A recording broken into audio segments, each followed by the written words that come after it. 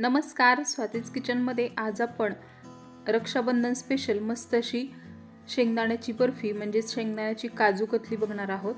तर ही काजू कतली खायला खूप छान लागते, बनवायला सुद्धा खूप सोपी आहे। अगदी झटपट कमी वेळेत मस्त अशी मिठाई घरीच तुम्ही तयार करू शकता। चला तर मग वेळ न घालवता लगेच रेसिपीला सुरुवात करूया। अतिशय छान आणि झटपट अशी ही शेंगदाणा काजू कतली। या ठिकाणी 1 वाटी शेंगदाणे घेतलेले आहेत। तर हे शेंगदाणे आपल्याला हलकेसे भाजून घ्यायचेत जेणेकरून ह्याची वरची सगळी साल निघेल। तर कढईमध्ये पूर्ण लो गॅसवरती हे भाजून घ्यायचेत। शेंगदाणे आपल्याला काळपट होऊ द्यायचे नाहीयेत अजिबात, म्हणजे मग काजू कतलीला रंग खूप छान येईल। फक्त ह्याची वरची साल निघेल असे भाजायचे आहेत। पूर्णपणे लो गॅसवरती 3 ते 4 मिनिटे हे भाजून घ्यायचेत आणि एकसारखे हलवायचेत, म्हणजे मग सगळ्या शेंगदाण्याची व्यवस्थित साल निघेल। तर तुम्ही बघू शकता थोडीशी साल या ठिकाणी सुटलेली आहे शेंगदाण्याची। भाजल्यानंतर पटकन साल निघते। भाजलेले शेंगदाणे व्यवस्थित आपल्याला थंड करून घ्यायचे आहेत। गॅस बंद करून घेतलाय। गरम कढईमध्ये थोडा वेळ राहू द्यायचेत आणि थोडा वेळ अधूनमधून हलवून घ्यायचेत किंवा मग अशा प्रकारे ताटामध्ये काढून घ्या, म्हणजे मग व्यवस्थित थंड होतील। थंड झाल्यानंतरच साल काढायची आहे। हाताने चोळून व्यवस्थित साल काढून या ठिकाणी मी हे शेंगदाणे पूर्णपणे स्वच्छ करून घेतलेले आहेत। तर थोडीफार साल राहिलेली आहे, हे शेंगदाणे तुम्ही काढून टाकले तरी चालतील, मी असेच राहू देणार आहे। आता हे आपण मिक्सरला वाटून घेऊयात। मिक्सरला वाटताना मिक्सरच्या भांड्यामध्ये हे सगळे घालून घ्यायचेत आणि सगळे एकदम जास्त वेळ फिरवायचे नाहीयेत। थोडा वेळ मिक्सर चालू बंद करून हे वाटून घ्यायचे, म्हणजे मग शेंगदाण्याचा कूट जो आहे त्यातलं तेल बाजूला सुटणार नाही शेंगदाण्याचं आणि छान कूट होईल। त्यानंतर हे चाळून घ्यायचे। चाळल्यानंतर ह्यात जर थोडंफार जाड कूट निघला तर तो बाजूला काढायचा आहे। अगदी छान मस्त असा बारीक कूट तयार आहे। आता लगेच पाक बनवायला घेऊयात। तर या ठिकाणी साखरेचं फक्त आपल्याला सिरप बनवायचे, पाक बनवायचं नाहीये। चिकट असं सिरप बनवायचे साखरेचं। त्यासाठी अर्धी वाटी साखर घेतलेली आहे। 1 वाटी शेंगदाण्यासाठी अर्धी वाटी साखर घेतली आहे।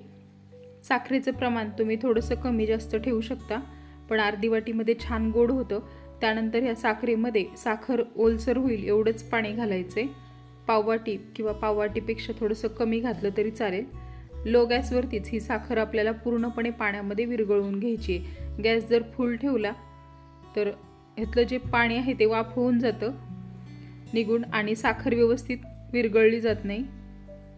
लो गॅसवरती छान आता हे साखरेचं चिकट असं सिरप तयार झाले। पूर्णपणे साखर विरघळल्यानंतर ह्या पाकाला थोडेसे बुडबुडे यायला लागले की लगेच ह्यात तयार केलेला कूट घालून घ्यायचा आहे आणि छान मिक्स करून घ्यायचं आहे। एकतरी पाक किंवा जास्त वेळ पाक कडक करायचा नाहीये। हा पाक जर जास्त पुढे गेला तर आपली बर्फी जी आहे ती देखील कडक होईल।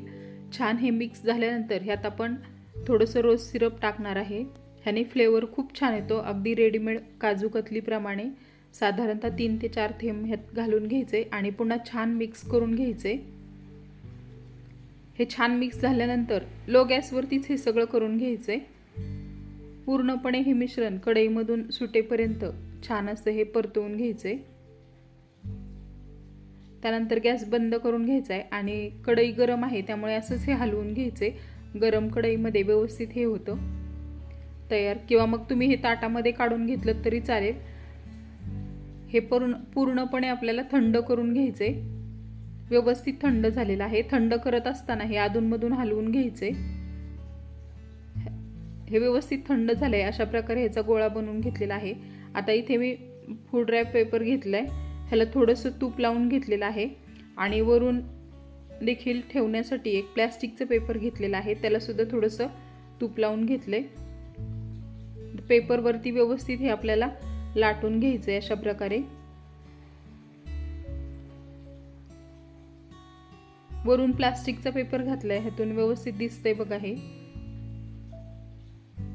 अगोदर सुरुवातीला हातानेच थोडंसं दाबून घ्यायचंय आणि नंतर लाटण्याने हे जाडसर असं लाटून घ्यायचंय। खूप पातळ करायचं नाहीये।